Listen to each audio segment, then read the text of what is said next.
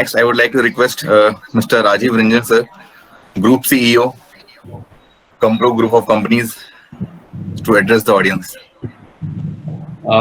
Thank you, and good morning, ladies and gentlemen, chief guests and industry experts. Thank you, Controller, for inviting me today on this Global Chemical Application Conference. Sadly, it's a virtual conference. We shouldn't be saying sadly, actually, because this is the way the world is moved on to with this corona. I don't have a structured presentation, but I would like to share a few thoughts on this in the current scenario, on the more so on the Government of India's initiatives in the current world. So I would digress here a bit and not delve into the relationship of the chemicals and the hydrocarbons, as we have super experts already here who've spoken a lot, and a lot of them will be speaking here after post our inaugural part. I have myself worked in ONGC, KN, Overseas, Reliance, Sun, etc. So I've been familiar with this EOR technology. It's a subject close to our heart. Most of the EOR chemicals today are manufactured in India. A lot of them, specialty ones, we still continue to import. We also have this issue of getting people, experts from overseas for our jobs, even though we have very well trained Indian experts who can go to the field and ensure that the results are very much there. But I'm not trying to be critical, but a lot of people still continue to import a lot of these chemicals because they think that works better, and we have people on the field who are sort of given visa and called in. I think it's important that we attain self-reliance both in terms of these chemicals and also in terms of getting people for our field applications, and I think Indians do a great job. That's the feel I have.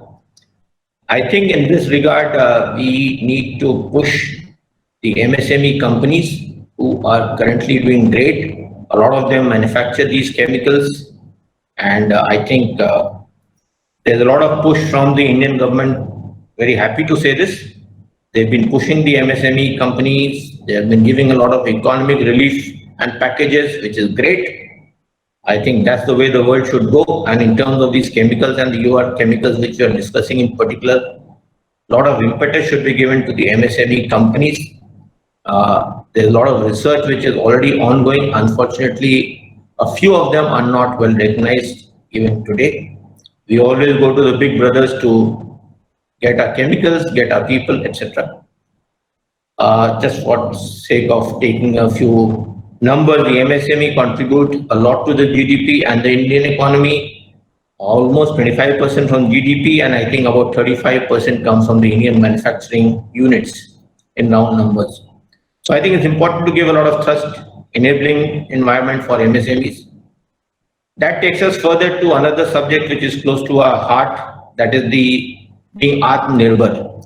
The moment we push this impetus of MSME, I think we will attain Atmanirbhar. That's the buzzword from the government, buzzword from our Honorable Prime Minister, and that's the way India is looking forward to going further. This was launched in 2014, this initiative.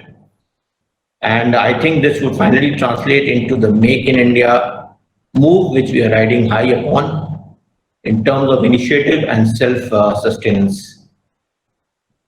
Sadly, a lot of these Make in India products are not in our contracts, not in our tenders, because they come from another part of the Indian industry. I think it's important that the Make in India move should be taken in the right spirit and not only adhere to the contractual provisions and tenders. They should be given impetus by one and all in the industry so that we move forward.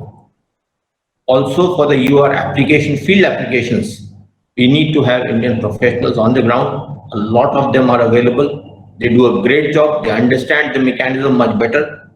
I know of somebody who tried to get the Russian technology. It never worked.